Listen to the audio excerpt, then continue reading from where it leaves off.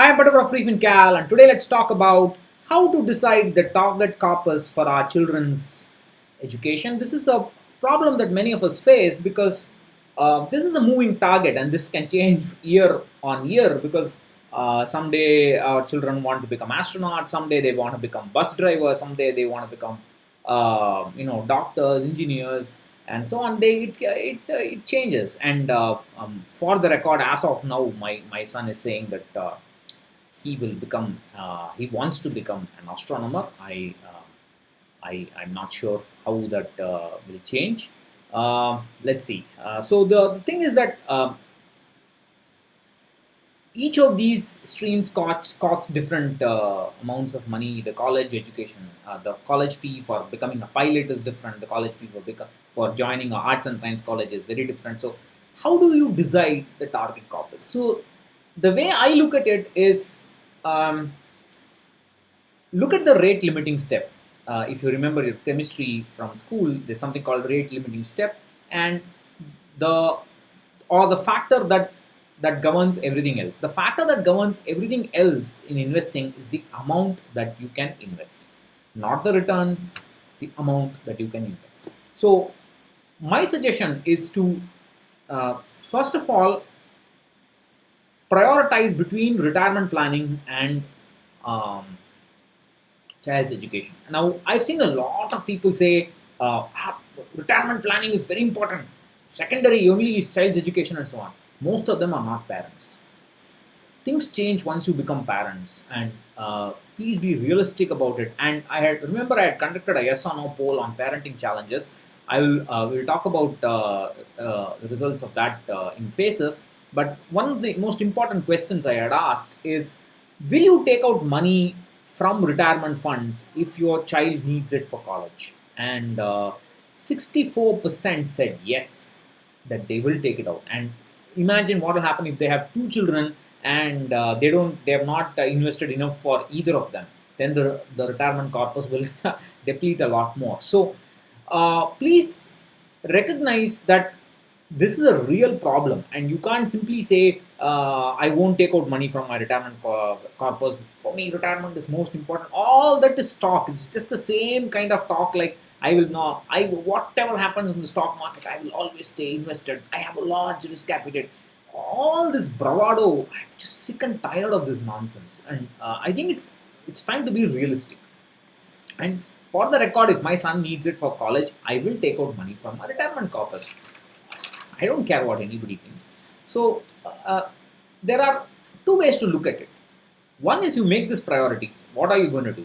Second is look at the amount that you need, that you can invest each month. That's the rate limiting step, as I said. How much can you put away each month for all your long-term goals, including retirement? When you calculate this total amount that you can invest, include the mandatory EPF or NPS deduction from your salary each month. That's the total sum. Out of this, find out, do a calculation, find out what is the amount needed for, what is the amount you need to invest for retirement, what is the amount you need to invest for each of your children for their future. And you can have some ballpark corpus, just put some rough corpus, whatever. You can say, take a engineering degree of today, say 10 lakhs, 15 lakhs, whatever. Just put some number for child's education, like we have discussed before, take about 10%. For retirement, take about 6 to 8% inflation, and punch in the numbers, and you'll get some number. Now, if you can invest whatever the calculator says, the total amount for your retirement and children's education, if you can invest the total amount, well and good, the problem is solved. There's no problem there. You have just taken some ballpark. What is that corpus for your children's education. You can change that, because you have the freedom to in terms of money to invest more or less. You can change this retirement target as your children become older and their goals become more clearer and definite and so on. You can change it. So in this case there's no problem. But for most of us cannot invest enough for all our long-term goals. That is the ground reality. And therefore, the situation becomes a lot more simpler. And what I would say is you make this priority and you say, okay, I can invest 10,000 rupees per month, for example, and I'm going to allocate 50-50 for retirement and children's education, or 60% for retirement, 40% for children's education, or whatever way, vice versa, or whatever way, however way you want to play it, and you allocate that and you invest using reasonable return expectations and the right asset allocation. And we have talked about this in detail in other goals. That is it. That is all that anyone can do at this stage. Since for most of us, there's not going to be enough money available for individually worrying about each goal. That is it. And what happens if, let's say, the retirement calculation, I mean, the total investment for all my goals is X, and the amount I can invest is extremely small compared to X.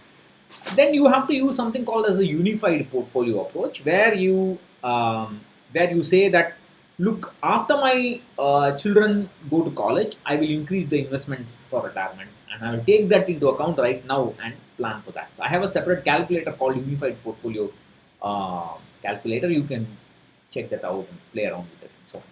So that's about it. I mean, there's no need to don't worry too much about it, because everything is limited by the money that you can invest today, and what matters is how we are going to prioritize this. And I believe that most of us will take out money from our retirement funds to fund our children's education, because in addition to tuition fee, etc., there will be transport, other fees, and so on. So you can't say I will take care, I will handle everything with a personal loan and so on. That kind of approach is too simplistic, and you can't plan for that. Then when your children are in 11th standard, 12th standard, you can think about say, personal loan, because you have a much clearer idea of how much you're going to take, what are the interest rates then, I mean, how will they be able to pay it back, will you be able to pay it back if they cannot pay it back in time, and so on. Those are many considerations to handle. You can't plan that all now when your children are